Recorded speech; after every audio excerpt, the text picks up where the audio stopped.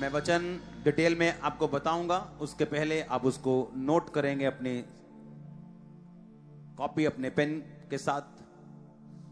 Levy व्यवस्था 21 उसकी 1 से लेके 12 आयत, पहला शमूएल 16 उसकी 13 आयत, लेवी व्यवस्था 8 उसकी 30 आयत, यशाया 10 उसकी 27 आयत, भजन संहिता 45 उसकी 7 आयत, पहला यूहन्ना 2 उसकी 20 आयत, पहला यूहन्ना 2 उसकी 27 आयत, प्रेरितों के काम 10 उसकी 38 आयत, भजन संहिता 89 99 उसकी 20 आयत, भजन संहिता 23 उसकी 5 आयत।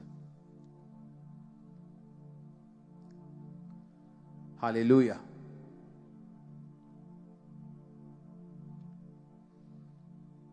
आपने पवित्र आत्मा के बारे में, आप चर्च आगे आइए थोड़ी सी, है ना? मजा आ रहा है कि नहीं? अगली बारी और आपको आगे लेके आऊंगा और यहां बिठाऊंगा। आमीन। मैं पढ़ूंगा पहले भजन संहिता 45 उसकी 7 आयत से शुरू करूंगा। तूने धर्म से प्रीति और दुष्टता से बैर रखा है, इस कारण परमेश्वर ने, हां तेरे परमेश्वर ने तुझको तेरे साथियों से अधिक हर्ष के तेल से अभिषिक्त किया है। मैंने आपको बताया पवित्र आत्मा क्या है, बेस कम करना, कि पवित्र आत्मा आपकी लाइफ में क्यों आता है और वो क्या करता है, वो क्या करने के लिए आता है। आपने उसे सुना पिछले दिनों में। अब पवित्र आत्मा जब आता है, बाइबल ये कहती है कि आपको परमेश्वर अभिषेक से भरता है। अभिषेक क्यों देता है परमेश्वर आपको? कम करो इसको, ज्यादा माइक, क्योंकि परमेश्वर ये चाहता है कि आपके जीवन में से हर बंधन, हर जुआ तोड़ दिया जाए। यशाया 10 मैं दोबारा चाहूंगा पढ़े। आपने वीरवार कुछ वचनों को इसमें से सुना है, लेकिन मैं चाहता हूं आप इसको दोबारा सुने। यशाया 10 उसकी 27 आयत को हम पढ़ेंगे अपनी स्क्रीन पर। उस समय ऐसा होगा कि उनका बोझ तेरे कंधे पर से और उसका जुआ तेरी गर्दन पर से उठा लिया जाएगा और अभिषेक के कारण वह जुआ तोड़ डाला जाएगा। उसने कहा अगर तेरी जिंदगी में जुआ है, तेरी जिंदगी में बोझ है, वो अभिषेक के कारण तोड़ दिया जाएगा। वो बोझ फाइनेंशियल ट्रबल का हो सकता है, वो बोझ शारीरिक हो सकता है, मानसिक हो सकता है, वो परिवार का हो सकता है, कलेश का हो सकता है, श्राप का हो सकता है, निराशा का हो सकता है। क्योंकि जब एक इंसान के ऊपर बोझ आता है तो वो ऊपर नहीं देख सकता।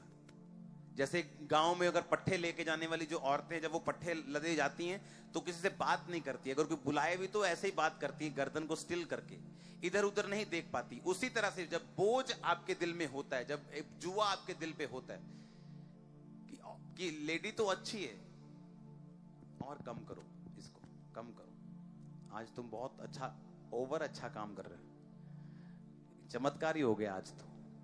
हालेलुया। सुनो सुनो मेरी बात, बहुत ध्यान से इसे सुनना। एक औरत जो है वो सही है, मान लो उसका कैरेक्टर भी ठीक है,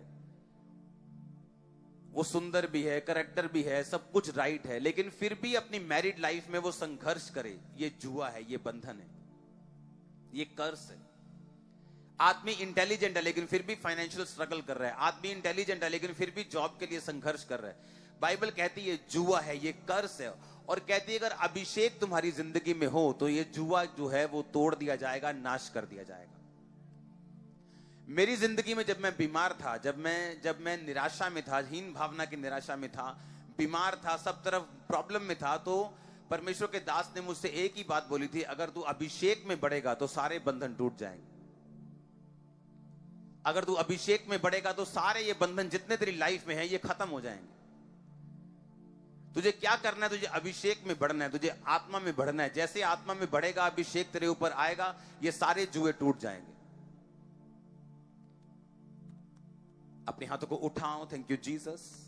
इन पीछे वाले बक्सों की आवाज कम करो, इनकी बढ़ाओ, अगले बक्सों की आवाज बढ़ाओ, और प्रभु से बोलो परमेश्वर आज मैं जितना वचन सुनूं मैं अभिषेक को पाऊं, और जब यहां से जाऊं मैं अभिषिक्त होके जाऊं। एक एक वचन मेरी जिंदगी में काम करे।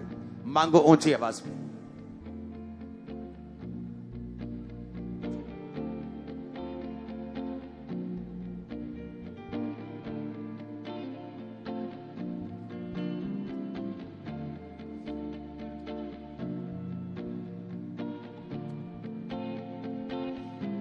आमीन। अब अगर परमेश्वर यहाँ पे अंधों को आंखें दे रहा है, अगर लंगड़े चल रहे हैं, अगर लोग कैंसर से आजाद हो रहे हैं, तो ये कैसे हो रहा है? अभिषेक के कारण। अब प्रॉब्लम क्या है कि हर बंदा ये चाहता है कि उसके जीवन में अभिषेक हो, क्योंकि अभिषेक से बंधन टूटते हैं, उसको मालूम है। अभिषेक से आपके जुए टूटेंगे, हमें मालूम है। अभिषेक से फाइनेंस का लेवल अगले लेवल पे चला जाएगा, सेवकाई अगले लेवल पे चली जाएगी, लाइफ अगले लेवल पे चली जाएगी, हमें मालूम है। लेकिन बात यह है कि अभिषेक आएगा किसकी जिंदगी में? इसे ले कौन सकता है?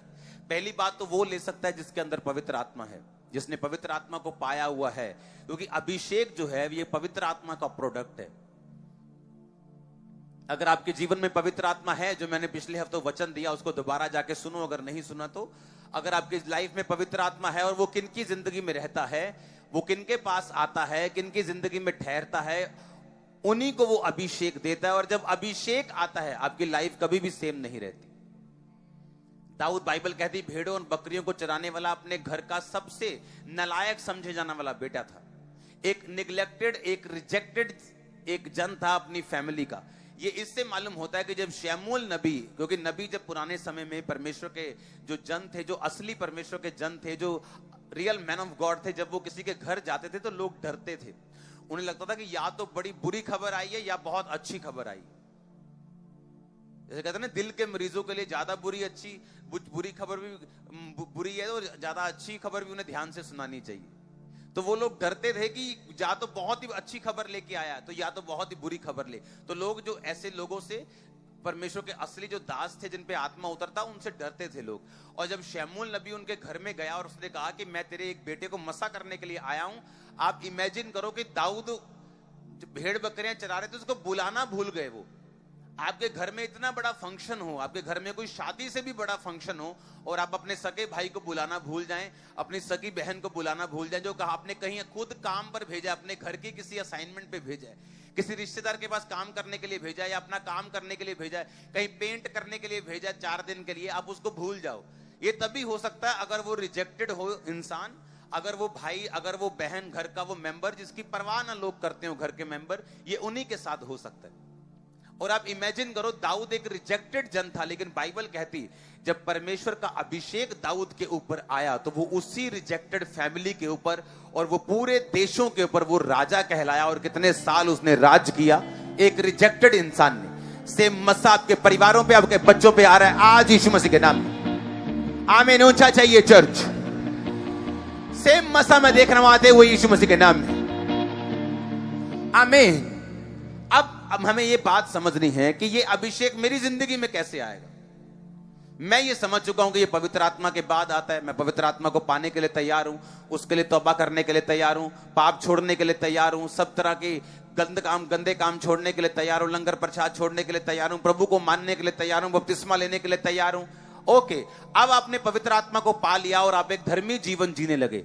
अब आगे क्या? अब अभिषेक आपकी जिंदगी में कैसे है? क्योंकि अगर ये अभिषेक नहीं है, हो सकता है आप इंटेलिजेंट हो फिर भी फाइनेंशियल जुए के नीचे हो, आप बड़ी अच्छी हो लेकिन मैरिज लाइफ में डिस्टर्ब हो, आप बहुत बेहतर जिंदगी आपकी थी, आत्मिक जिंदगी, फिर भी आपके जो बच्चे हैं वो आपके कहने में नहीं है, आपके घरों में कलेश है। क्योंकि बाइबल कहती है कि जुआ एक ही चीज नाश कर सकती है इस धरती के ऊपर, जिसने तुम्हारे सिर को बांधा हुआ है, जिसने तुमको ऊपर नहीं देखने देता, तुमको एंजॉय नहीं करने देता, लाइफ को जीने नहीं देता। एक ही चीज है, वो जुआ है, जो तुम्हें, वो बंधन है, वो तुम्हें जीने नहीं देता। और बाइबल कहती एक ही चीज है इस धरती के ऊपर जो तुम्हारे बंधनों को नाश कर सकती है। अच्छा इंसान तुम्हारे बंधनों को नाश नहीं कर सकता। वो तुम्हें पैसा दे सकता है, वो तुम्हें तसल्ली दे सकता है, वो तुम्हारे साथ दुख को शेयर कर सकता है, तुम्हारे आंसू पहुंच सकता है, लेकिन तुम्हें बंधनों से आजाद नहीं कर सकता। बाइबल कहती अभिषेक के कारण, ये शायद 10 उसकी 27 को फिर पढ़ेंगे, अभिषेक के कारण तेरा वो जुआ, इंग्लिश हिंदी में लिखा तोड़ डाला जाएगा, लेकिन इसका असली शब्द है नाश कर दिया जाएगा। कि वो तोड़ना होता है एक रस्सी को तोड़ देना, नाश करना होता है कि रस्सी को जला के उसका बल खत्म कर देना, उसको राख में बदल देना। परमेश्वर ने कहा मैं तेरा जुआ राख में बदल दूंगा, कभी तेरे को मालूम भी नहीं होगा तेरी जिंदगी में ऐसा जुआ भी था कभी। आमीन।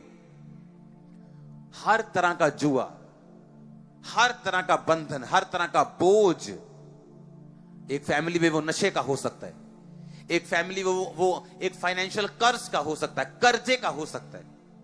कर्जे वाला इंसान भी ऊपर शक्ल करके नहीं जीता, अपना फोन नहीं उठाता, लोगों से सामने देखकर बात नहीं कर पाता, क्योंकि उसे मालूम है वो कर्जदार है। बाइबल कहती है जो कर्जा लेता है वो कर्जा देने वाले का नौकर है, वो कर्जा देने वाले का दास है।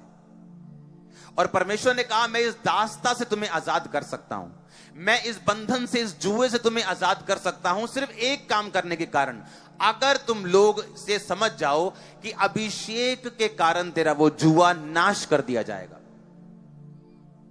अगर आपकी लाइफ में सबसे कीमती चीज कोई है वो आपका अभिषेक है। आपके अलमारी में रखे सोने से भी, आपकी प्रॉपर्टी के कागजों से भी, आपके आपके आपके आईफोन से भी, आपके लैपटॉप से भी, आपके रिश्तेदारों से भी, अगर सबसे महंगी चीज, कॉस्टली चीज अगर आपकी लाइफ में कोई है तो वो पवित्र आत्मा का अभिषेक है, क्योंकि यही बंधन तोड़ेगा। बाकी लोग आपसे सहमति कर सकते हैं, आपके साथ दुख बांट सकते हैं, आपको पैसे की सपोर्ट कर सकते हैं, लेकिन आपके जुए को तोड़ नहीं सकते, आपके बंधन को तोड़ नहीं सकते। ना कोई धर्म तोड़ सकता है, वो ईसाई धर्म हो, वो कोई धर्म हो। ना कोई जाति तोड़ सकती है, ना कोई टीचिंग तोड़ सकती है, ना पढ़ाई तोड़ सकती है, ना साइंस तोड़ सकती है। इसे सिर्फ और सिर्फ पवित्र आत्मा का अभिषेक ही तोड़ सकता है। अब ये लेना कैसे है? आप जानते, जब आप परमेश्वर के अभिषेक को पाते हैं, शैतान आपसे लड़ता है। ठंडे प्रचारकों से वो कभी नहीं लड़ता, आप देखो उनका कभी विरोध नहीं होता। ठंडे प्रचारकों को हर बंदा अच्छा कहता है। क्यों? क्योंकि जो फायर वाले प्रीचर हैं, जिनको फायर रिलीज करते हैं, जो आत्मा में भरते हैं, जो मसे से भरते हैं, शैतान उनसे नफरत करता है। पता है क्यों? शैतान को मालूम है बातें करने वाले बहुत हैं। दूसरे लोग भी क्या करते हैं? अन्य जाति में बातें ही करते हैं ना, बातें जितनी मर्जी सुन लो, अच्छी अच्छी बातें बोलते हैं। वो भी उनकी बातें सुनो, कितनी कितनी अच्छी अच्छी बातें बोलते हैं। हर बंदा अच्छी अच्छी बातें, हर प्रचारक बड़ी अच्छी अच्छी बातें बोलता है, लेकिन प्रैक्टिकली काम कोई नहीं करता। आज कैंसर है, किसी को प्रैक्टिकली बताओ क्या करना है। आज किसी को बीमारियां हैं, प्रैक्टिकली बताओ क्या करना है। प्रैक्टिकली बताओ कर्जे से बाहर कैसे आना है। प्रैक्टिकली बताओ अच्छा रिश्ता कैसे मिलेगा। प्रैक्टिकली बताओ, प्रैक्टिकल बात करो, इस दुनिया की बात करो तुम। वो तो होती नहीं है, क्योंकि शैतान को एक बात मालूम है कि मस्सा जब एक व्यक्ति की जिंदगी में आता है वो बदलाव पैदा करता है। पता है क्यों शैतान को मालूम? क्योंकि शैतान जब परमेश्वर की आराधना करता था तो उसके ऊपर मस्सा था, और जब परमेश्वर ने शैतान को गिरा के धरती पर गिरा दिया तो परमेश्वर का वचन कहता है कि वो जब भी किसी इंसान को गिराता है या उसका आत्मा उससे दूर चला जाता है, किसी पास्टर से, किसी प्रॉफिट से, तो वो मस्सा नहीं छीनता, सिर्फ अपनी आत्मा छीनता है। मस्सा उसी के पास रहता है। अभी भी वो हील कर सकता है, अभी भी वो चंगा कर सकता है, लेकिन परमेश्वर का आत्मा उसके पास नहीं है। शैतान आज भी मस्से से भरा हुआ है। आज भी कोई शैतानी गाना लगा दो, जोश चढ़ जाएगा, लोगों को डांस करने का दिल करेगा। वो क्या है? वो मस्सा है, पर कौन सा? नेगेटिव। कौन सा? शैतानी। आप कहीं जाएंगे, कहीं कुछ लगा होगा, कुछ ऐसा, मैं बोल नहीं सकता, कुछ ऐसा लगता है आपको, लगता है पावर महसूस होती है आपको उनके गानों में भी। वो रियल पावर है, आपको मालूम होना चाहिए। वो पावर रियल है, पर किसकी है? शैतान की। आज कॉन्सर्ट में गाने लगा दो, लोग झूमते हैं, वो रियल पावर है। वो पावर नकली नहीं है, वो रियल है, वो शैतान की है। इसीलिए शैतान को पता है कि मैं इनको ये जितनी मर्जी बाइबल पढ़ी जाए, लेकिन जिस दिन ये प्रैक्टिकल करेंगे और मसा आएगा, उस दिन लड़ूंगा, पहले नहीं लड़ूंगा। ठंडे प्रचारकों से वो कभी नहीं लड़ता, उनको मालूम है ये मेरा नुकसान नहीं करेंगे, क्योंकि जितना बदलाव लेके आना है वो मस्से ने लेके आना है। मान लो आपने प्रचार सुना किसी प्रचारक का कि प्रभु आपकी जिंदगी में काम करना चाहता है, प्रभु आपको चंगा करेगा, प्रभु आपको हील करेगा, लेकिन वो एक्चुअल किस पावर से होगा? वो अभिषेक से होगा। और अभिषेक से तब होगा अगर कोई अभिषिक्त जन आप पे प्रेयर करेगा। तो कितनी मेरी बात को समझ रहे हैं? परमेश्वर अपने आप काम नहीं करेगा, उसे इंसान चाहिए। जिस तरह इस धरती का एक रूल है, कोई भी आत्मा अपने आप काम नहीं कर सकती, शैतान की हो और परमेश्वर करता नहीं, ये उसका अपना बनाया हुआ रूल है। वो कर सकता है पर अपने वचन से बंधा हुआ परमेश्वर है। इसीलिए अगर शैतान अपने आप काम कर सकता तो जहां परमाणु बम पड़े हैं वो जाके फोड़ देता, लोगों को मार देता। पर वो काम नहीं कर सकता, उसे शरीर चाहिए। इसीलिए वो क्या करता है, अलग अलग संगठन बनाता है। हम जिनको टेररिस्ट बोलते हैं, जिनको हम अलग अलग लोग बोलते हैं, उनको वो यूज करता है लोगों को मारने के लिए, लड़ाइयां करवाता है, युद्ध करवाता है। कितने मेरी बात को समझ रहे हैं? अब शैतान को पता है कि प्रैक्टिकली अगर इस बहन के जीवन में मसा आया तो रियली ये चेंज हो जाएगी। क्यों? क्योंकि शैतान के पास भी मसा है, उसी मसा से वो लोगों को बिगाड़ता है। उसे मसे की वैल्यू पता है, उसे जुए का टूटना मालूम है कि ये अनॉइंटिंग है, दैट्स मेक्स द डिफरेंस। सिर्फ अभिषेक है जो डिफरेंस पैदा करता है एक विश्वासी के साथ दूसरे विश्वासी के बीच में। ये डिफरेंस जो है वो अनॉइंटिंग का है, वो मस्से का है, उसे मालूम है। इसीलिए जब एक इंसान आत्मा में बढ़ता है उसे कलेश उठाने पड़ते हैं, फालतू की लोग बातें करना शुरू करते हैं। जब जैसे आप आत्मा में बढ़ेंगे अलग अलग चीजें शुरू हो जाएगी। क्यों? शैतान को मालूम हो जाता है कि नहीं, परमेश्वर का अभिषेक इसके ऊपर है, इसको थोड़ा सा तंग करो, इसको थोड़ा सा डिस्टर्ब करो, क्योंकि अभी उसे मालूम है अभिषेक आ रहा है, उसे मालूम है बदलाव लाने वाला लोगों की जिंदगी में जो असल काम होगा वो अभिषेक ने करना है। आमीन। आप इमेजिन नहीं करेंगे मैं किन किन चीजों से निकला हूं सेवकाई की जब शुरुआत थी, और महा झूठों से निकला हूं। ऐसे झूठ जो मेरे को सुन के हंसी आती थी।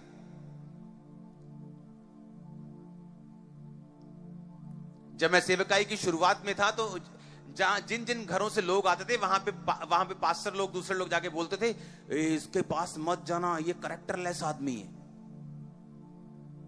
और मेरा रिकॉर्ड ये था कि मसीह में आने के बाद इस दुनिया की कोई भी लड़की नहीं बोल सकती कि इसने मुझसे कुछ गलत ऐसे बोला कि ऐसे उंगल भी टच की हो, टच ऐसे टक ऐसे, एक भी नहीं। मैंने अपने कैरेक्टर को मेंटेन किया, लेकिन लोग जो बातें बोलते थे वो बिल्कुल उलट बोलते थे, और मुझे गुस्सा आता था कि मैं सही काम कर रहा हूं, लोग ये बोल रहे हैं। लेकिन वो अभिषेक में बढ़ने का टाइम था। हालेलुया। मेरी वाइफ बोल रही, अरे मैं जब ठीक ठीक काम करती थी लोग ऐसा, अब मैं आत्मा में बढ़ रही हूँ, 40 फास्टिंग चल रही है, आत्मा में चल रहा है, सुबह शाम प्रार्थना चल रही है, लोग तंग कर रहे हैं। मैंने कहा ये मस्से में बढ़ने का एक नतीजा है, ले लो इसको, ये फ्रूट है, ये फल है। क्योंकि जब आने वाले समय में मसा बढ़ेगा, आज चर्च में आप देख रहे हो काम, आप फायर प्रेयर में देख रहे हो, जब प्रभु की दासी ने बढ़ना है तो काम होने हैं। ऐसे लोग बुरा बोलेंगे, आपने बढ़ना है तो शैतान तंग करे। क्योंकि क्यों तंग करेगा? पहले क्यों नहीं तंग करता था? उसे मालूम है एक ही चीज है जो डिफरेंस पैदा करेगी, वो है अभिषेक। आप बाइबल स्टडी कर लो, उसे कोई मतलब नहीं। इसका मतलब ये नहीं वचन इंपॉर्टेंट नहीं, वचन बहुत इंपॉर्टेंट है, लेकिन लोग क्या करते हैं, ठंडे वचन के नाम पर वो वचन को वचन दे देते हैं। ठंडा वचन वचन नहीं है, वचन प्रॉपर तभी है। एक बंदा बोलता है यीशु मसीह के वचनों का प्रचार करो, उसके कामों का प्रचार नहीं करना। अच्छा ठीक है, तो फिर यह भी प्रचार मत करो कि यीशु मसीह बचा सकता है, सेव कर सकता है, क्योंकि ये भी तो यीशु मसीह का काम है। हम स्वर्ग जा रहे हैं कि नहीं जा रहे, ये उसका काम है कि नहीं? फिर ये भी प्रचार करना नहीं बनता। यीशु मसीह ने चेलों को कहा जाओ और प्रचार करके लोगों को चंगा करो। उसने ये नहीं कहा प्रचार करो और ठंडे ठंडे वापिस आ जाओ, कि बीमार बीमार टुंडा टुंडा ही बैठा है, लंगड़ा लंगड़ा ही बैठा है, और आ जाओ वापिस और कहो कि यीशु सब कुछ कर सकता है। भाई करो फिर। यीशु मसीह चाहता हम बैलेंस बना के रखें, हम वचन पे चलें और आत्मा में चलें, वचन में बढ़े, मसे में बढ़े, दोनों चीजें होनी चाहिए। टांगे दो क्यों बनाई उसने, एक क्यों नहीं बनाई? आंखें दो क्यों रखी? अच्छा एक आंख बंद करके देखो, देखो एक आंख बंद करो, देखो दिखता है ना कि नहीं दिखता? मैं दिख रहा हूं कि नहीं? लेकिन मजा नहीं आ रहा है कि नहीं? दोनों आंखें खोलो, मजा आ रहा है कि नहीं? ऐसे ये लोग हैं, अकेला वचन लेके चलेंगे। ये काने लोग हैं। क्या है ये? काने लोग। एक है अकेली हीलिंग लेके चलो, उसे वचन आता ही नहीं, हीलिंग हीलिंग 24 घंटे हीलिंग। ये भी काना है, जिसकी दोनों आंखें खुली, वो वचन भी देगा, हील भी करेगा। दो हाथ क्यों दिए? दो कान क्यों दिए? दो टांगे क्यों दी? पेयर में परमेश्वर ने क्यों भेजा? वचन और सामर्थ। परमेश्वर ने कहा ना तुम वचन को जानते हो ना सामर्थ को जानते, इसीलिए भूल में पड़े हो। या तो लोगों की आदत है बाइबल स्टडी में घुस जाएंगे, लेकिन बाइबल जो कह रही है उसमें तो घुसो। वो तो कह रही अभिषेक बंधन तोड़ता है, वो तुम्हारे पास है नहीं। वो कहता है हील करो, वो कहता है लंगड़ों को चलाओ, वो कहता है मुर्दों को, वो तुम करते नहीं। जो आसान है उसे पकड़ लेते हो, और जो कर रहा है उसकी निंदा करते हो। हालेलुया। हमें दोनों में चलना है, हमें वचन में मास्टर बनना है, हमें हीलिंग में बढ़ना है, हमें मस्से में बढ़ना है। क्यों? शैतान क्यों मस्से वाले लोगों की नफरत करता है, उनसे नफरत करता है? उसे मालूम है कि जब मस्सा आएगा ये बंधन टूट जाए, जुआ खत्म हो जाएगा। उसे मालूम है, ये प्रैक्टिकल मालूम है, क्योंकि उसके पास अभी तक मस्सा है। प्रभु ने मस्सा वापस नहीं लिया। जो सेवक प्रभु के नाम पे खड़े होके गलत काम करते हैं, मस्सा उनसे भी हटता नहीं, याद रखना। मत सोचो कि लंगड़े चल रहे तो परमेश्वर का आत्मा है, वो गिफ्ट है, वो गिफ्ट है, वो एक वरदान है जो प्रभु ने दिया है कभी, पर आत्मा होना जरूरी है। आत्मा कैसे मालूम होता है? आपको परमेश्वर का आत्मा गाइड करता है, अगुवाई करता है। आप कॉपी नहीं मारते, आप बताते हैं कि क्या होना है, किधर होना है। एक एक वर्ड आपको मैंने बताया, पूरा हो रहा है कि नहीं हो रहा। एक एक सिंगल 5 साल पहले, ये नहीं खबर पढ़ के एनालाइज करके फिर बोली गई इंटरनेट पे, जो पास हो गया उसको डाल दिया, जो फेल हो गया उसको काट दिया, कोई ड्रामेबाजी नहीं। 5 साल पहले आपको बताया क्या होगा। एक बम बजा, सोना 10% ऊपर, और मैंने आपको बताया था आने वाले टाइम में नोट ऐसे मैंने गलियों में देखे। अब आपको यह बात मालूम कर लेनी चाहिए कि अगर मुझे कुछ चाहिए, चाहे मैं बिजनेसमैन हूं, चाहे मैं हाउसवाइफ हूं, चाहे मैं एक स्टूडेंट हूं, चाहे मैं कोई भी हूं, मेरा बंधन जो है, मेरा जुआ जो है, मेरी लिमिटेशन जो है, वो अभिषेक ही तोड़ेगा और कोई नहीं। आमीन। अब पाना कैसे है? पवित्र आत्मा, आपको वचन सुना who is Holi spirit part 4 तक, उसको सुनो दोबारा से। मैंने आपको बोला कि पूरा साल हु इज होली स्पिरिट और अनॉइंटिंग, ये वाला वचन जो 3-4 हफ्ते चलेगा, इन दोनों को सुनते रहना जब तक आप इसमें पक्के ना हो जाओ। लाइफ सेम नहीं होगी। अब मुझे यह मालूम हो गया कि पवित्र आत्मा के बाद मसा आता है। जैसे जब सूर्य उगता है तो गर्मी होती है, ऐसा नहीं होता कि सूर्य आ जाए और गर्मी ना हो। सूर्य उगने के बाद तभी गर्मी नहीं आती अगर बादल हो। अगर पाप के बादल हैं तो गर्मी नहीं आएगी। अगर पवित्र आत्मा आ गया है तो अभिषेक आएगा। अब लेना कैसे, उसकी सुनो। लेवी व्यवस्था 21 उसकी 1 से 12 आयत। ये जो वचन मैंने आपको लिखाए हैं, वीरवार मैंने कुछ वचनों में प्रचार किया था, आज मैं कुछ वचनों पे करूंगा, उसके बाद मैं ये वचन कंटिन्यू करूंगा अगले वीरवार, इस वीरवार के लिए।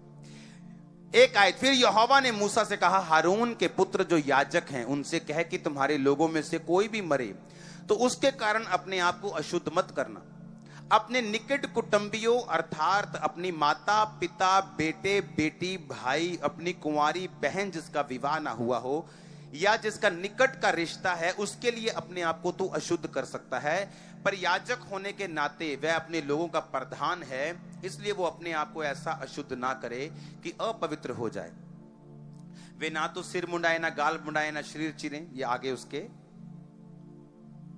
कंडीशंस हैं, शर्तें हैं। अब मैं पढ़ूंगा इसकी 8 आयत को, 10 आयत को। जो अपने भाइयों में महायाजक हो, पहले मैंने याजक का पढ़ा, अब मैं महायाजक पढ़ता हूं। जिसके सिर पर अभिषेक का तेल डाला गया हो, जिसका पवित्र वस्त्रों को पहनने के लिए संस्कार यानी अभिषेक हुआ हो, वह अपने सिर के बाल बिखरने ना दे और ना अपने वस्त्र फाड़े, ना किसी लोथ के पास जाए, ना अपने माता पिता के कारण अपने आप को अशुद्ध करे, पवित्र स्थान से बाहर ना निकले और अपने परमेश्वर के पवित्र स्थान को अपवित्र ना ठहराए, क्योंकि वह अपने परमेश्वर के अभिषेक का तेल रूपी मुकुट धारण किए हुए है। मैं यहोवा हूं। सब बोलो आमीन। 2 तरह के लोग थे याजक। याजक कौन होते थे? जब इजरायली लोग परमेश्वर के भवन में जाते थे तो जो मेल बलियां होती थी, जो लोग ऑफरिंग लेके जाते थे, भेड़ लेके जाते थे, पाप करते थे तो भी ऑफरिंग लेके जाते थे, मुंह से नहीं मांगते थे, देते थे प्रभु को। भेंट, हमेशा देने से आपके चीजें खत्म होती। वो पाप बलि, भेंट बलि, मेल बलि लेके जाते थे और याजक उनको चढ़ाते थे। ये याजकों का काम था। अन्न की बलि चढ़ाते थे, सुबह और शाम को भेड़ की बलियां देते थे।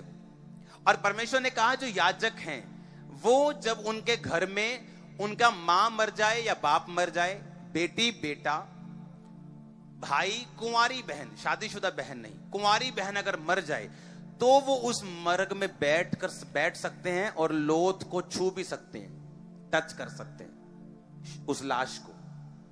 अगर लेकिन उनका कोई रिश्तेदार मर जाए तो फिर वो उस लोथ को टच नहीं कर सकते।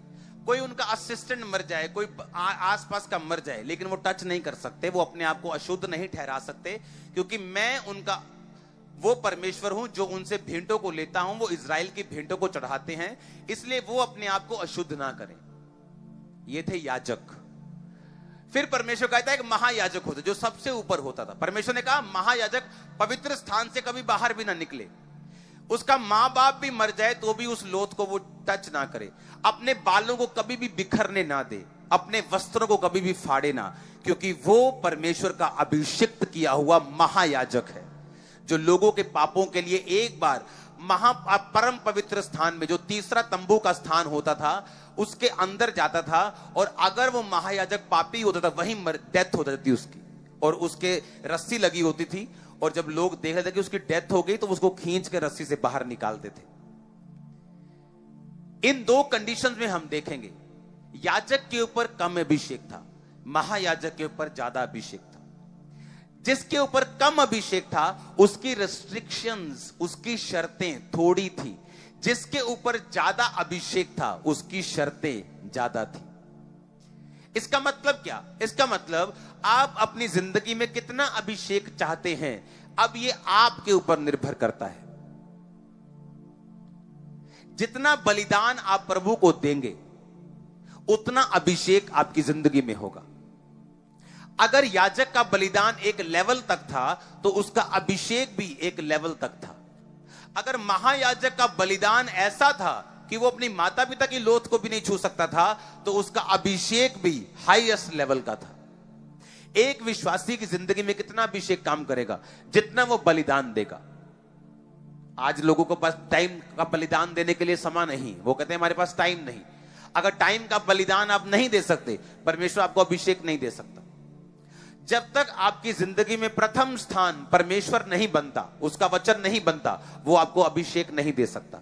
अगर आप बोने में कंजूस हैं, अगर आप पैसे से प्यार करते हैं, वो आपको अभिषेक नहीं दे सकता। अगर आप शारीरिक हैं, अगर आप जेलसी करते हैं, अगर आप नफरत करते हैं, अगर आप दिल में रखते हैं चीजों को लोगों की हुई, तो वो आपको अभिषेक नहीं दे सकता।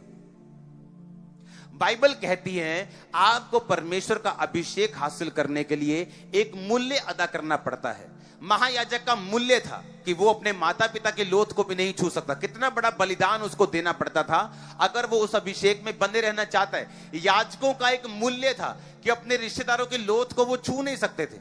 सिर्फ अपने कुटुंबी, अगर बहन की शादी हो गई तो उसकी भी लाश को छू कर रो नहीं सकते थे, लाश को टच नहीं कर सकते थे। एक बलिदान था। आज विश्वासी बलिदान नहीं देना चाहता, वो आम लोगों की तरह जिंदगी जीना चाहता है, अपने दोस्तों की तरह फेसबुक पे टाइम बिताना चाहता है, गली नुक्कड़ पे रह के लड़कियों को छेड़ना भी चाहता है, उनके साथ हाहा ही हु भी करना चाहता है, और प्रभु के अभिषेक में भी बढ़ना चाहता है। और अभिषेक आता नहीं, बंधन सारी उम्र रहते हैं। फिर कहते हैं यार गए सी चर्च ठीक है, पर मेरी जिंदगी में भी काम नहीं। काम कैसे होगा? काम अभिषेक नहीं करना है। चर्च में आओगे, वचन सुनोगे, पाप से मुक्त हो जाओगे।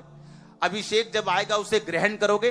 जो अभिषेक ग्रहण करके वापिस जाके संभाल के रखोगे, उसी अभिषेक ने तुम्हारी जिंदगी में तुम्हें अजर देना है, फल देना है। लेकिन अगर उस अभिषेक को गवा दोगे कि पूरी बॉडी के ऊपर दुनिया का बेस्ट तेल लगाया, उसके बाद मिट्टी में चले गए। अभी परमेश्वर के अभिषेक को ग्रहण किया, सिर पे ऑयल आ गया, हाथों पे ऑयल है, कपड़े मस्से से भरे हुए, पूरा अभिषेक से भर के वापिस जा रहे, और रास्ते में गुनाह कर लिया, पाप कर लिया, वो अभिषेक करप्ट हो गया।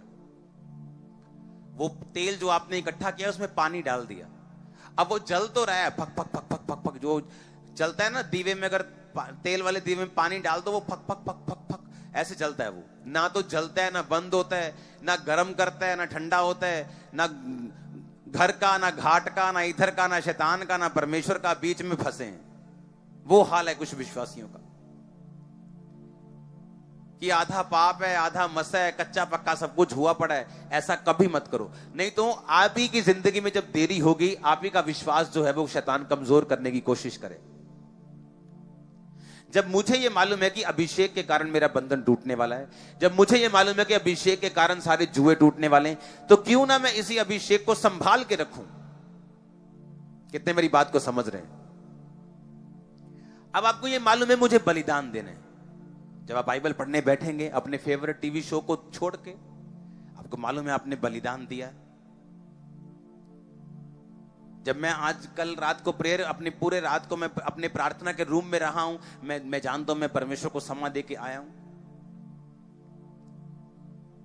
आप यहां पे समा निकाल के आए, अपने काम छोड़ के आए, पूरा दिन हम यहां वर्शिप करते हैं, ये बलिदान है। इसलिए आप सेम वापस नहीं जाते। जब आते हैं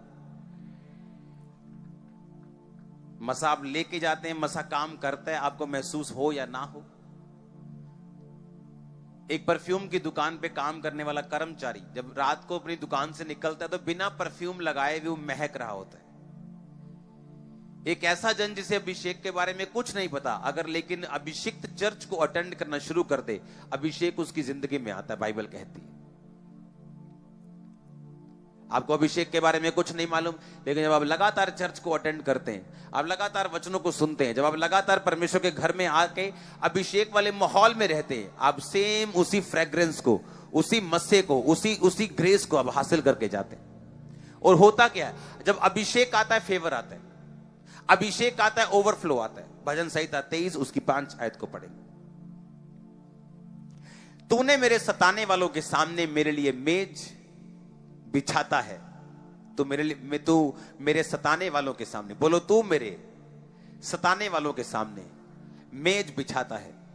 तूने मेरे सिर पर तेल मला है, मेरा कटोरा उमड़ रहा है। आमीन। अगर तेल आपके सिर पे होगा, तेल मीन मसा, तो कटोरा उमड़ेगा, मसा उमड़ेगा। अभिषेक जब होगा आपके सिर के ऊपर, तो आपके जो फाइनेंस है, आपकी लाइफ है, आपकी फैमिली है, आपकी ब्लेसिंग्स है, वो हमेशा उमड़ेगी। कटोरे का मतलब आपकी लाइफ की ब्लेसिंग, कटोरे का मतलब वो चीज जो प्रभु आपको देना चाहते हैं, उस कैरियर में, उस जॉब में, उस बरकत में, जो काम आप कर रहे हो, जहां आ रहे हो, जहां जा रहे हो। परमेश्वर ने कहा तुम्हारा कटोरा जो है जो उमड़ेगा। जितना होना चाहिए पानी कटोरे में उतना होगा, लेकिन उससे भी ज्यादा होगा, वो उमड़ेगा। तुम लोगों को ब्लेस करोगे, लोगों को हील करोगे, लोगों को हेल्प करोगे, लोगों को डिलीवर करोगे, लोगों को वचन दोगे। उमड़ेगा कटोरा तुम्हारा। कैसे? तेल के साथ। हालेलुया। उसने कहा तूने धर्म से, भजन संहिता 45:7, तूने धर्म से प्रीति रखी और दुष्टता से क्या रखा है? बैर रखा है। जब आप धर्म से प्यार करते हैं और दुष्टता से बैर करते हैं, मैंने ऐसी औरतें देखी हैं, उनका बेटा, उनको मालूम है सिलेंडर चोरी करके घर पे पैसे लेके आता है, पर कभी मना नहीं करती। उनको मालूम है कि ये पैसा गलत तरीके से कमाया गया, लेकिन वो कभी बैर नहीं करती। उनको लगता है ठीक है, शायद दुनिया में यही चलता है। उनको मालूम है तेल बेच के आया है, तेल बेच के ये कहीं कंपनी में कहीं ड्राइवरी करता है और वहां का तेल चोरी करके आया, लेकिन वो कभी नहीं बोलती, क्योंकि वो दुष्टता से जब बैर आप नहीं करेंगे, आप धर्म से प्यार नहीं करेंगे, तब तक परमेश्वर का अभिषेक आपके जीवन में नहीं आएगा। जब आप अपने आप को सुरक्षित करेंगे इन शैतानी चीजों से और शैतान को ना कर देंगे, कम में जी लेंगे लेकिन सही जी लेंगे, तो क्या होगा? परमेश्वर ने कहा, इसलिए परमेश्वर ने तुझे तेरे साथियों से अधिक हर्ष के तेल से अभिषिक्त किया है। हालेलुया। किस तेल से अभिषिक्त किया है? हर्ष के तेल से। अपने पड़ोसी को बोलो, बोलो खुशी के तेल से। मैं देखना, देखो, बोलो बोलो पड़ोसी को, खुश होके बोलो ना, थोड़ा हंस के बोलो। आमीन। कहता तूने बैर रखा है पाप से, परमेश्वर ने इसलिए तुझे हर्ष के तेल से, तेरे साथियों से बढ़कर। हर पास्टर समान नहीं, हर बिलीवर समान नहीं, किसी के पास बढ़कर मसा भी है, आप उन्हीं में एक होंगे। आमीन। ऊंचा चाहिए चर्च। हालेलुया।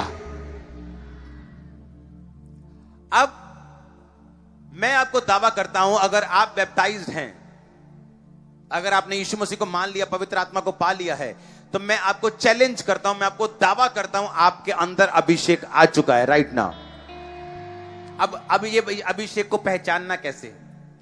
मत सोचो।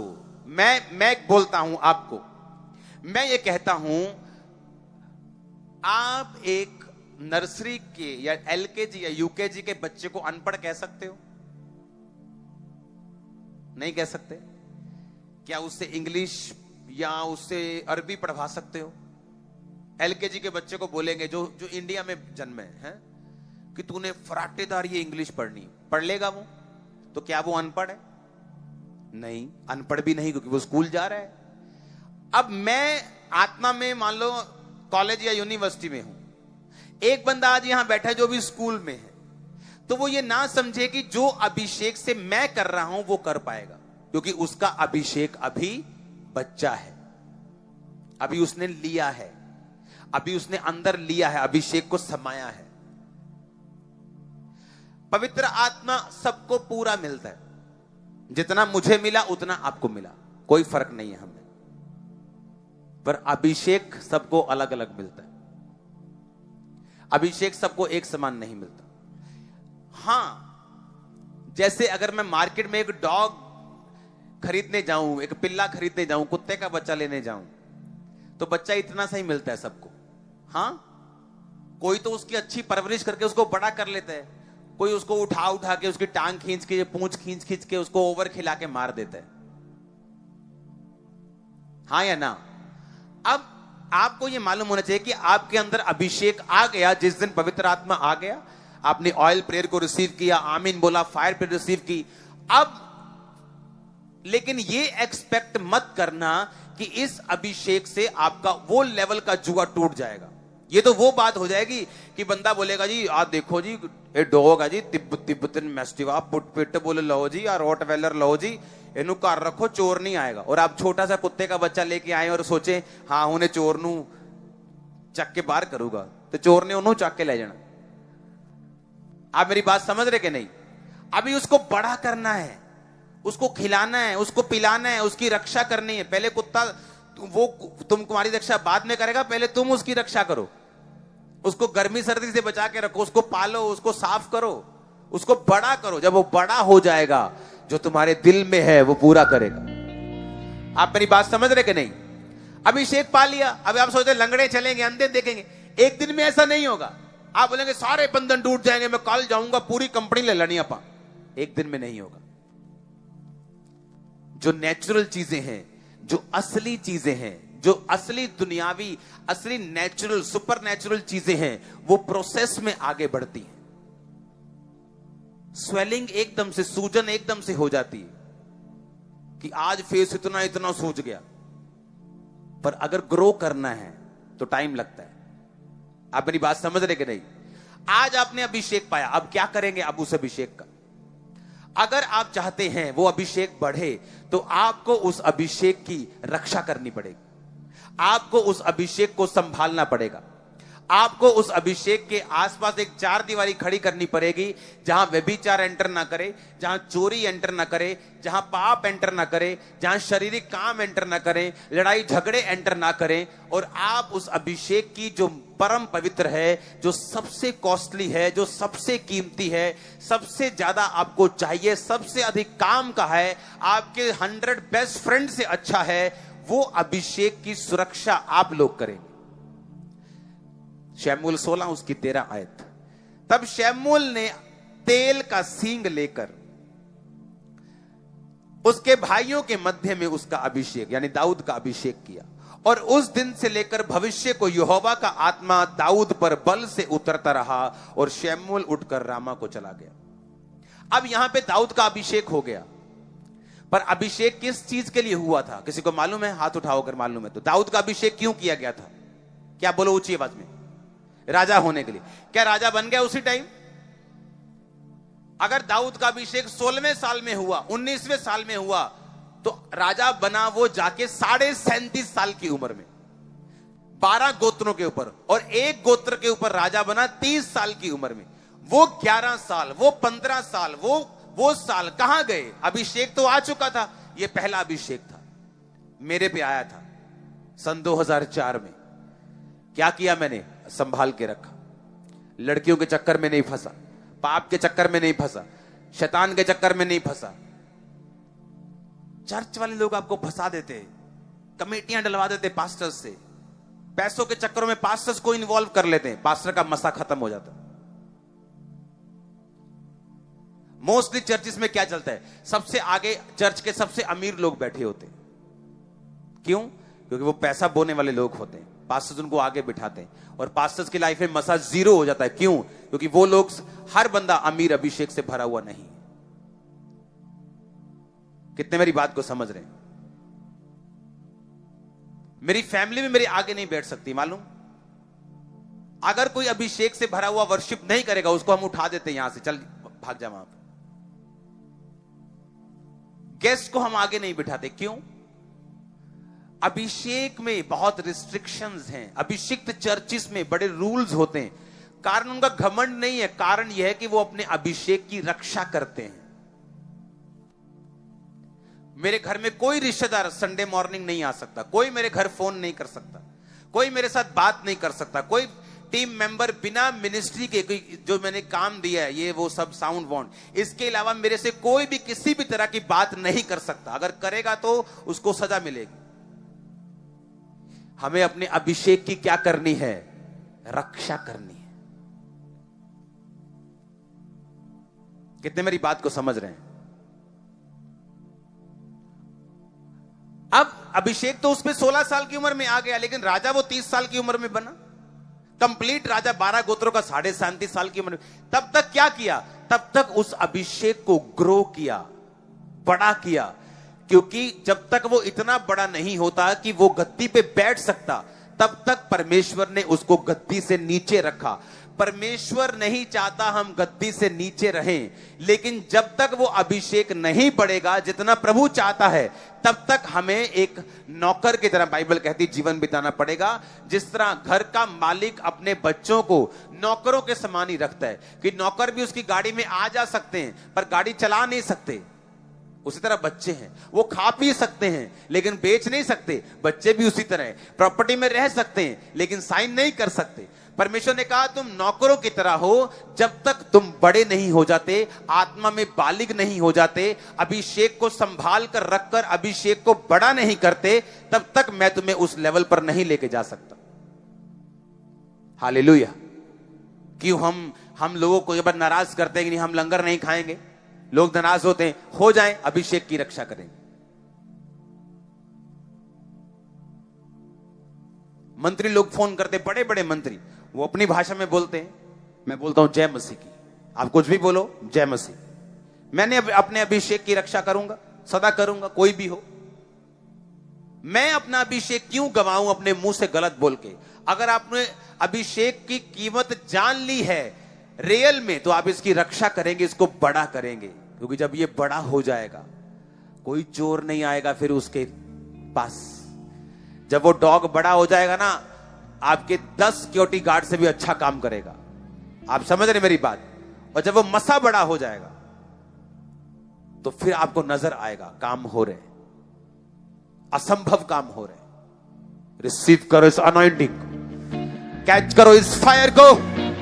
आमीन। ऊंचाई आशीष तुम्हारी है चर्च। हालेलुया, हालेलुया, आमीन। कितने वचन को समझ रहे हैं? हां, मजा आ रहा है कि नहीं? मैं चाहता हूं इस चर्च में आप नॉलेज से भरपूर हों।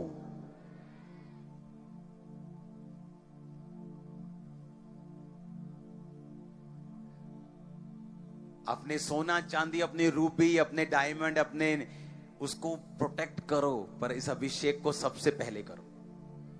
सब जन खड़े हो जाओ, बोलो मैं सुरक्षा करूंगा। सुनो, आप विश्वास करते हो प्रभु का आत्मा यहां पे है? मैं आपको दावा कर रहा हूं, आप अभिषेक ग्रहण करके जा रहे हो, लेकिन वो किस लेवल का है? बोलो बेबी है। फिर क्या करना है उसको? वो बड़ा कैसे होगा? उसको खिलाना पिलाना पड़ेगा, बातों से बड़ा नहीं होगा। क्या खिलाओगे? प्रेयर, प्रे टाइम खिलाओगे, वचन का टाइम खिलाओगे, वो समय खाता है वो बेबी, वो पवित्रता ही खाता है। वो अनॉइंटिंग वाला बेबी है ना जो, वो पवित्रता ही खाता है, वो जेन्युइननेस खाता है, वो आपका हृदय का जो लेवल है वो खाता है, उसको वो उसे रिसीव करता है, फिर वो बड़ा हो जाता है, फिर वो बड़ा हो जाता है। जब वो बड़ा हो जाता है वो 10 बेटों से भी अच्छा काम करता है।